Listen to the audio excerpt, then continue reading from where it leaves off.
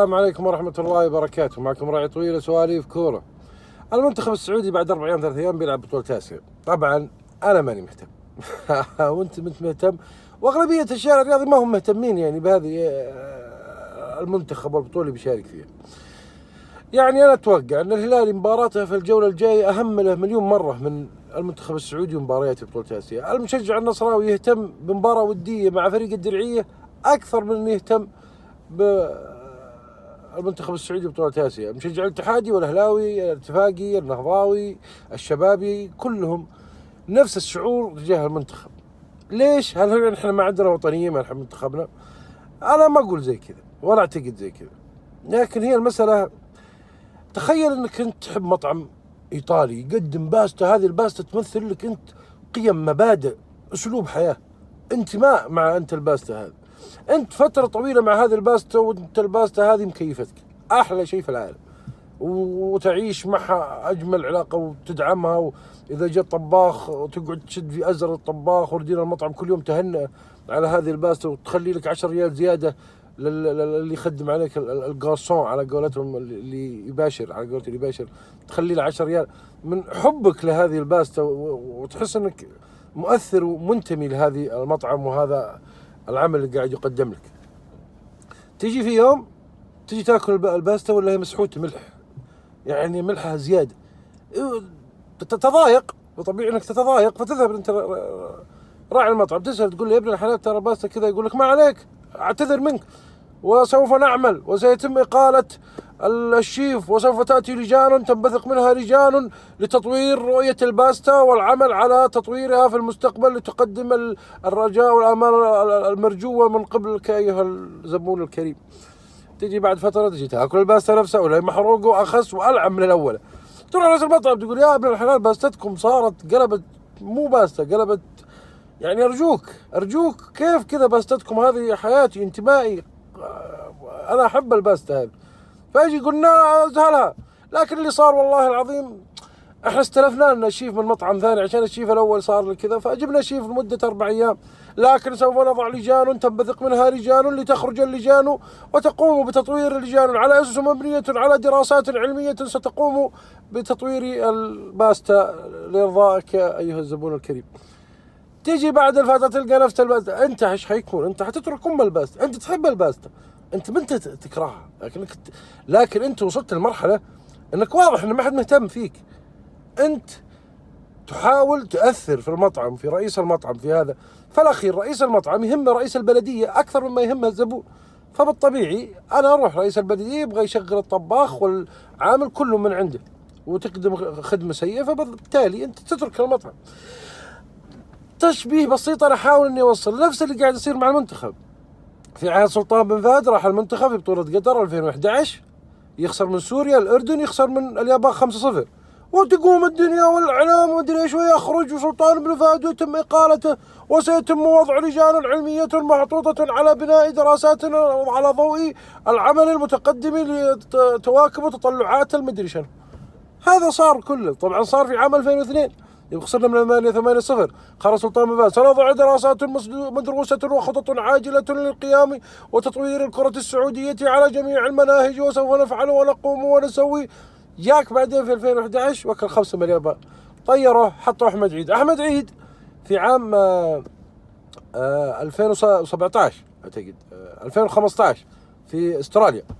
في عام 2015 في استراليا جانا بمدرب سلف يعني انت لك عزيزي السعودي اللي تشجع المنتخب انك رايح منتخب بلد داخل بطولة من اكبر بطولات تعتبر تارجت المنتخب السعودي، يعني التارجتين حق المنتخب السعودي ان يوصل كاس العالم، ان يحقق اسيا، ويجي التارجت بعدهم البطولة الخليجية. هذا من اهم التارجتات حقك، انت داخل يا احمد عيد بمدرب سلف، انت متسلف داق على الاماراتي لو سمعت يا شباب احد شاف لنا مدرب كذا زايد عندك شيء، يعني انت تشوف تخيل داخل به بطولة، يعني هذا سلك اشتراك مو مدرب انت داخل.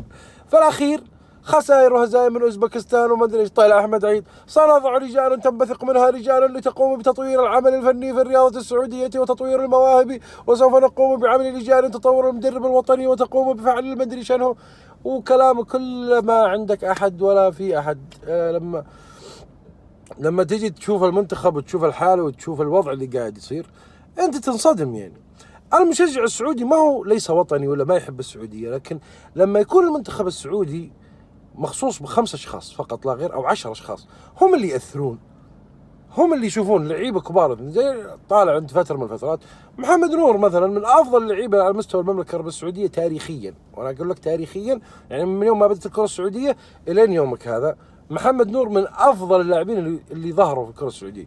ما يلعب مع المنتخب ويطلع لك واحد ينظرون انها نظرة المدرب، يعني لدرجة ان كالديرون يعتمد عليه في الاتحاد، يوم يروح كالديرون المنتخب ما يعتمد عليه، ويقول لك يعني فوق انهم ما مهتمين برأيك يستغبونك.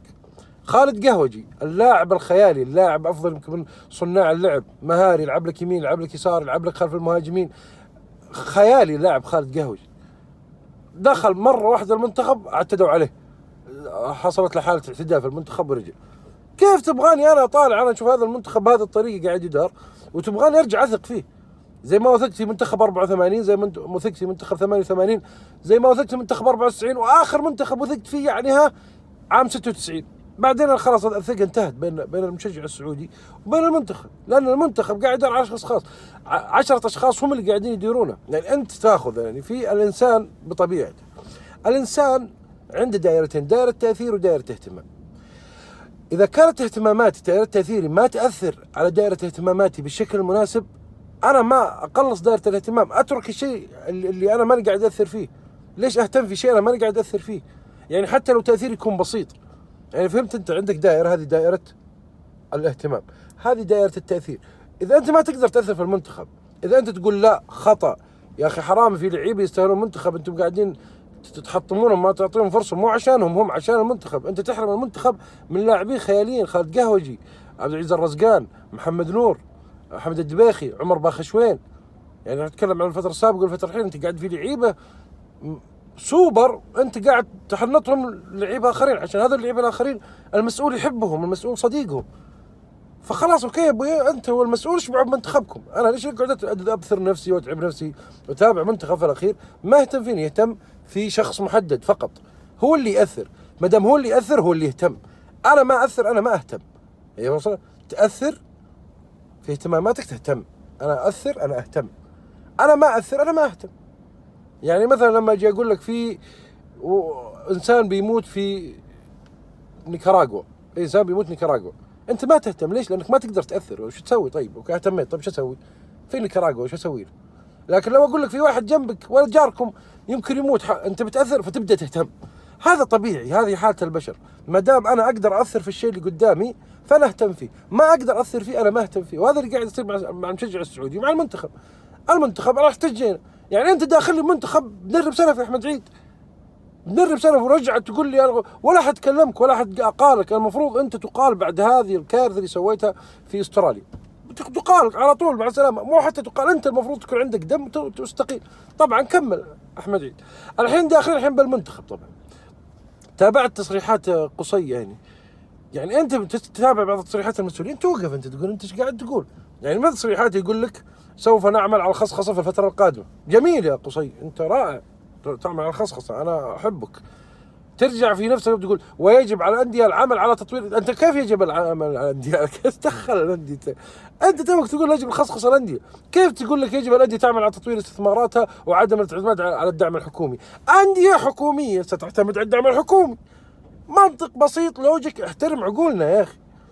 تبغى أنت الأندية تعتمد على مدخول آخر، خصخص الأندية من 10 إلى 15 سنة. وإحنا نقول، أنا أقول وأنا ما عندي أقول، كلنا نقول، أي واحد في السعودية تروح تمشي عنده تقول له وش الأندية تحتاج بيقول لك خصخصة. أي واحد عمره 10 سنوات عمره 50 سنة يا قصي أيها النابغ اللي طالع لي في مؤتمر تقول لي سوف نقوم بخصخص الأندية وعاملين على خصخص الأندية، وترجع طالب من الأندية ما تعتمد على الدعم الحكومي.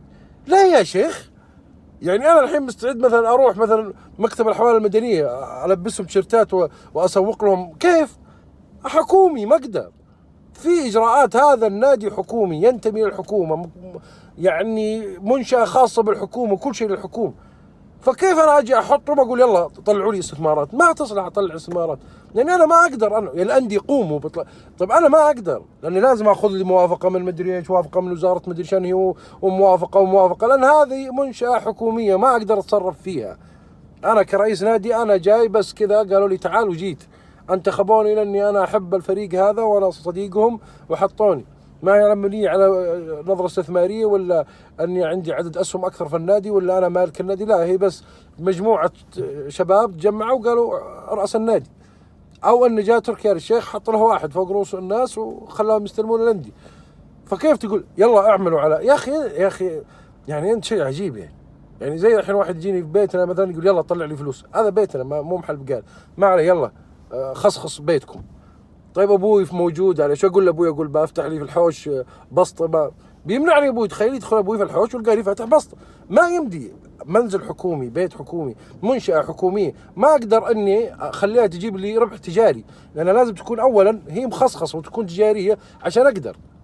اذا وصلت الفكره هذه بعدين تفلسف يا النابغه قصي.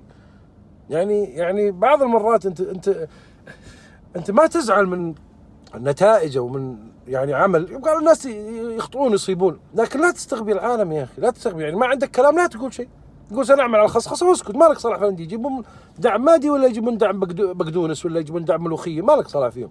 قد هي مع الحكومه لازم انها تعتمد، لا صارت هي برا الحكومه وصارت نادي زي الشركه مخصخص، ذاك الوقت بعدين قولهم لازم انهم ما يعتمدون على الدعم الحكومي. عموما المنتخب السعودي بيلعب في آسيا، المجموعة سهلة والفرق في متناول اليد. طبعا العناصر يمكن أنا ما حد مقتنع فيهم، خاصة على مستوى الهجوم. يعني أنت تخيل أن الصيعري مهاجم نادي الحزم هو المهاجم المنتخب السعودي، مو تقليلا محمد الصيعري موهب ورائع هذا، لكن ما قدم الشيء اللي احنا نقول ممكن انه، يعني ما هو حمزة إدريس، ما هو ماجد عبد الله، مو فهد المهلل، ما هو عبيد الدوسري. لكن ممكن تكون هذه البطولة انطلاقة، ونتمنى ونحن نشجع وإن شاء الله أنه يقدم مستوى وأنه يرفع اسم المنتخب السعودي، نتمنى هذا الشيء. لكن أنت تستغرب أنه زي بيتزي، يعني تفهمني أن 20 مليون سعودي ما فيهم مهاجم؟ يعني أنتم محادينه يا على مهند عسيري المعتقل تحت عمر السومة، ولا محمد السهلاوي اللي راسه محبل يعني ما في الاثنين. يعني أنا صراحة معليش، محمد السهلاوي الهد اللي سويته في المباراة، كورة كذا تجي تروح كذا راسك تحس محبل في شيء طق على ما ادري كيف. انت يعني انت المشكله يا اخي، انت تزعل محمد السهلاوي انه كان لاعب مهم يعني ويسجل ويسوي كور، وفجاه كوره قدام الجول تخليك انت تنبهر من اللاعب السعودي. وهذه مشكله ثانيه في اللاعب السعودي. طبعا احنا نقول اي لاعب عندنا في مواهب كثيره، لكن اللاعب السعودي بنفسه هو ما يهتم موهبته، يعني ما تقدر انت تضمنه سنه سنتين ويخرب، يعني تحس انه لاعب تقليد تايواني غير اللاعب اللي يبغى يؤدي. عموما نتمنى التوفيق للمنتخب السعودي، وإن شاء الله أنه يكون مشاركة أفضل من المشاركات اللي قبلها، 5 اليابان ولا مدرب السلف. إن شاء الله هذه تكون يعني شيء يعني يخلي المشجع يعيد ثقته مع المنتخب.